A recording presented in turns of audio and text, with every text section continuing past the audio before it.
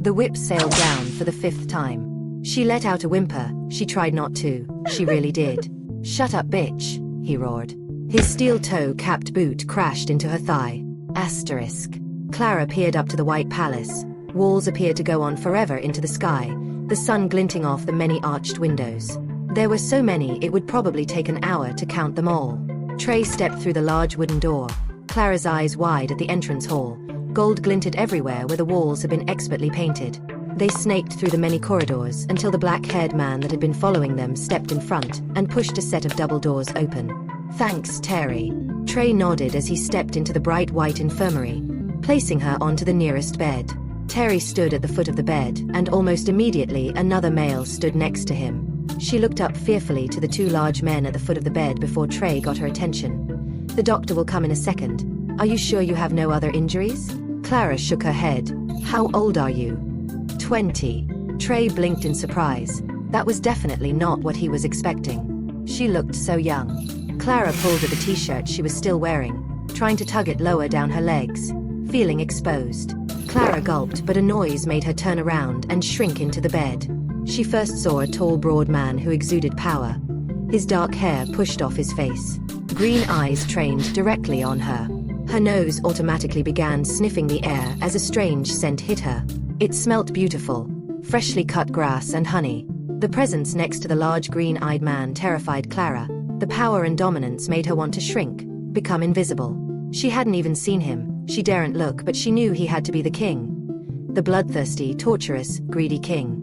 But she had to swallow those thoughts. Her whole life she'd been taught to despise and hate the royal family. They were imposters.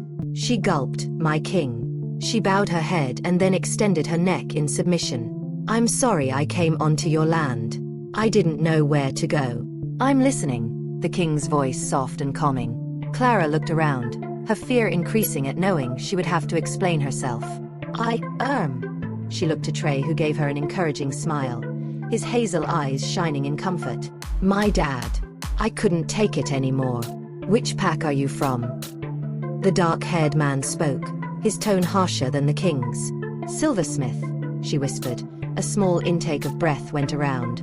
"Please don't kill me," she whimpered, accidentally looking directly into the king's golden eyes. The world stopped.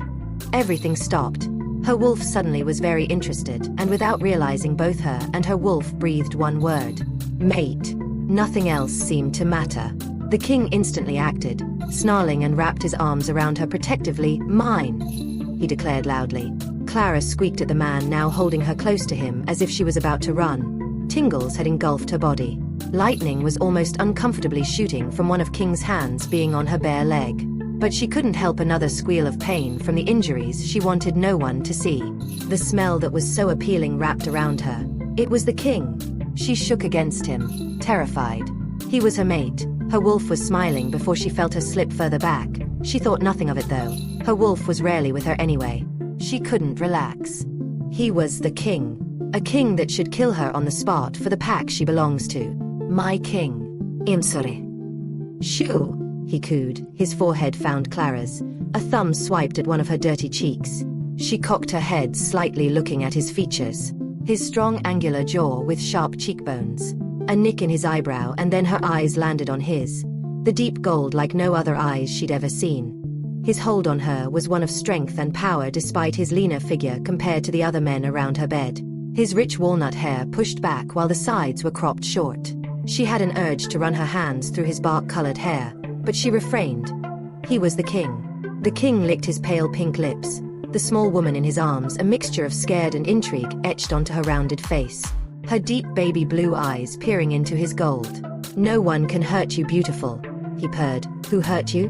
Who's your father?" "The Alpha," she whispered back, terrified of his reaction. "So what do we have here?" A dark-haired man had walked in. "Looks like she's been beaten, malnourished. Not got much else from her because, well," Trey gestured to the scene on the bed with the king close to mounting the small woman. "Mark, get off the poor female, you're terrifying her," the green-eyed dark-haired man spoke, his hand going on the king's shoulder. He looked to the man, his canines extended and bared in warning. "Easy there, Wade," Trey whispered to the broad green-eyed man. "Mark," Wade asked gently, "the doctor needs to have a look at her." Gonna let her go, buddy? King Mark's golden eyes went from his beta, to the doctor, to the female he had firmly wrapped in his arms. He coughed and stood, a slightly sheepish look crossing his handsome face. He raked his hand through his sleek walnut hair. Wade nodded to the two guards still standing at the end of the bed, dismissing them. They bowed and shuffled from the infirmary. Trey, I think you can go too. Wade addressed the light-haired man. Clara instantly shook her head and gripped onto his hand. King Mark growled loudly. Mark, I mated. As if to emphasize his point, he proudly pulled the collar of his t-shirt down, displaying the two crescent-shaped silvery scars, before extending his neck further in submission. Trey, get out before he kills you. Trey pursed his lips, gently easing his hand from her grasp, almost sprinting from the infirmary under the king's gaze. You can get out too, Wade, King Mark's low growl still in warning. Don't you dare mark her, Wade growled back, his alpha wolf coming to the surface in protection, his eyes flickering between green and blue ever so subtly. King Mark's growl ripped through his chest, his wolf surfacing at the disrespect, which instantly made Wade falter. He may have been an alpha prior to giving up his positon, but the king's wolf still trumped his wolf, making him want to submit to his friend. Wade grit his teeth. He hated the feel to submit. Your sister will murder you. Just warning. I'm not going to do anything that she doesn't want. I'm not you, King Mark spat venomously. Wade rolled his eyes, suppressing the rumble of a growl. He rarely wished to punch the key. Oh, who was he kidding? Mark pissed him off as much as he pissed Mark off. The path to his own mate had been a rocky one. Wade had been forgiven by the family, but Mark liked to throw it in his face sometimes. Before Wade did do something stupid, he left the room, leaving the king, his mate and the doctor. The doctor checked Clara over, after asking her name and age ECT. King Mark listened intently, finding out about her. Her name was beautiful. He mouthed it out, Clara. It seemed to roll off his tongue perfectly. King Mark, I think she'll be fine. Some good meals, time to heal. Thank you, doctor. He bowed and left to the back door. So, King Mark rubbed the back of his neck. Clara. She looked up to him properly, still scared. Her name sounded so sweet coming from his mouth, but she ignored the feeling. My king. I'm sorry I've been so much trouble. I just didn't know where else to go. Please, call me Mark. He perched on the edge of the bed. Why? She whispered. He cocked his head slightly, a small amused smile upturning his pink lips. Because you're my mate. I found my queen. He chuckled. Let's get you a bath and a good meal. I bet you're tired from running. What would it be? 300 miles. You're not going to kill me? She frowned at him. No, he said simply, gently pulling her to her feet.